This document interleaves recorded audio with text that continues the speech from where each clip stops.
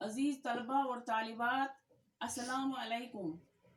आज हम हकीम मंजूर की दूसरी गज़ल पढ़ने जा रहे हैं। और हकीम मंजूर के बारे में कल आपको मैंने जानकारी दी कि वो कौन थे और कहाँ पैदा हुए थे। आज उनकी दूसरी गज़ल की तशरीह पढ़ने जा रहे हैं। सूखे हुए पेड़ों पे हवाओं ने लिखा है, इस शहर की मिट्टी में न खुशबू न वफा है। जलथल अभी कोहसार हूँ पामाल शजरजार, जलथल अभी कोहसार हूँ पामाल शजरजार।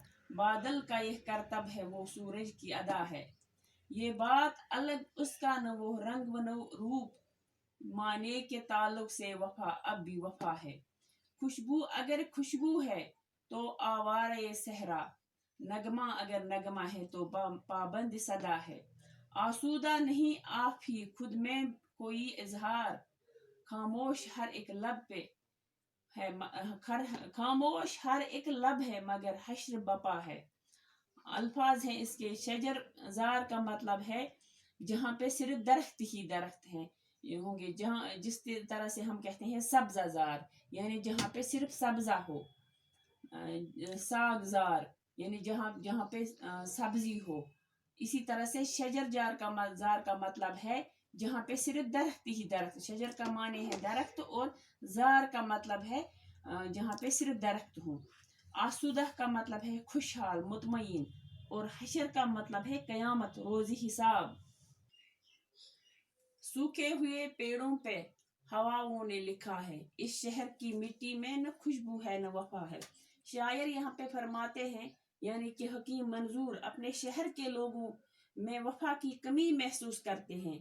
फरमाते हैं कि हवाओं ने शहर के सूखे पेड़ों पे लिख दिया है, यानी जो हवा है, जो माहौल है, इसने यहाँ के पेड़ों पे भी लिख दिया है कि इस शहर की मिट्टी में न खुशबू रही है और न वफा रही है। यानी यहाँ के लोग, यहाँ का माहौल सब तितर बितर हो गया है, सब बदल गया है, ये बेवफा हो गया है। इसमें अब खुशबू रही है वो वाली, वो पुरानी वाली वफा, न हमदर्दी रही और न खुशबू रही है। इस शहर में इस्तियारों से काम लिया गया है। इस्तियार का मतलब है उधार लेना, किसी चीज से उधार लेना। ये इसी को इस्तियार कहते हैं। मिट्टी में खुशबू और वफा के सब पेड़ सूख चुके हैं। सूखे पेड़ों से मुराद है महरूम और नामुराद लोग, जो लोग अपने धुन में अपनी जिंदगी में मगन हुए हैं, अपनी रोजी रोटी में अपने ही मतलब के साथ उनको मतलब है, तो उनको और किसी की फिक्र नहीं है। उन्हीं को सूखे हुए पेड़ के साथ तशबीह दी है। इसी को इस्तियार कहा गया है, यानी कि मुस्तार लेना, उधार लेना।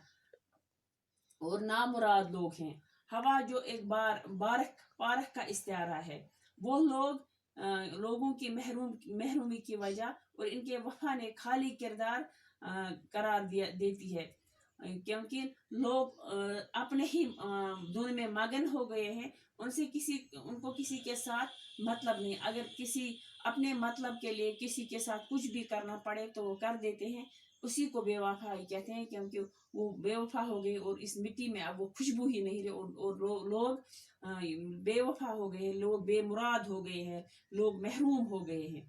यही इस शेर का मतलब है। और दूसरा शेर है, जल थल अभी कोहसार हूँ पामाल शजरजार, बादल का यह करतब है वो सूरज की अदा है।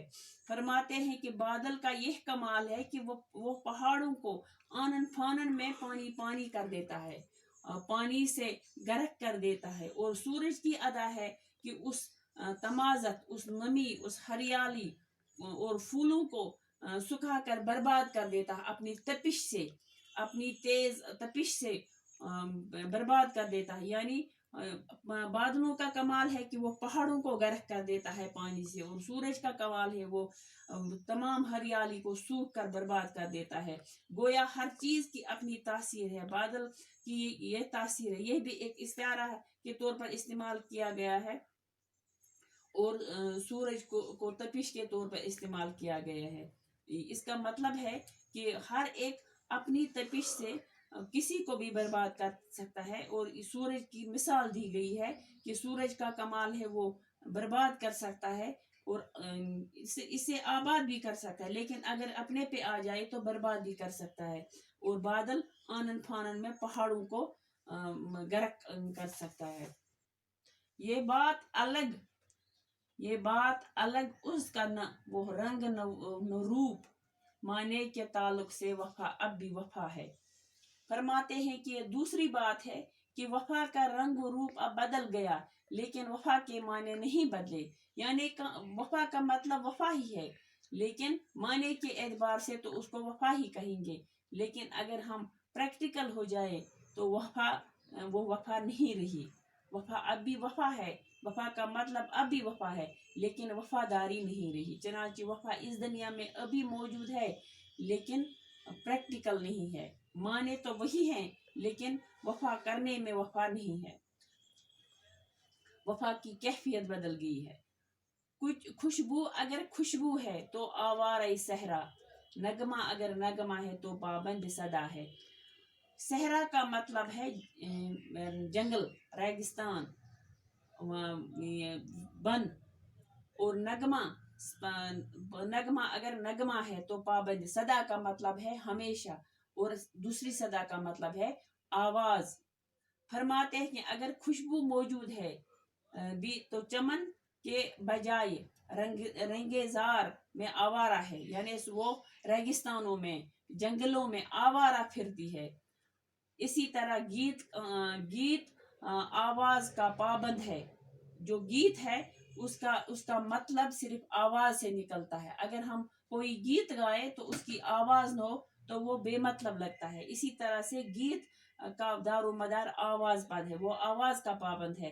صحرا میں خوشبو کا کیا کام اور اس نغمے کی کیا حقیقت جس پر آواز کی پابندی ہے، یعنی اس نغمے کا کیا فائدہ جو آواز کا غلام ہے، جس کا دار و مدار آواز پر ہے، اور اس خوشبو کی کیا دار وہ جو جنگلوں میں آوارہ ہے، جو حقیقت میں نہیں آتی، جس پر آواز کی پابندی، یعنی جو سنایا نہیں جا سکتا۔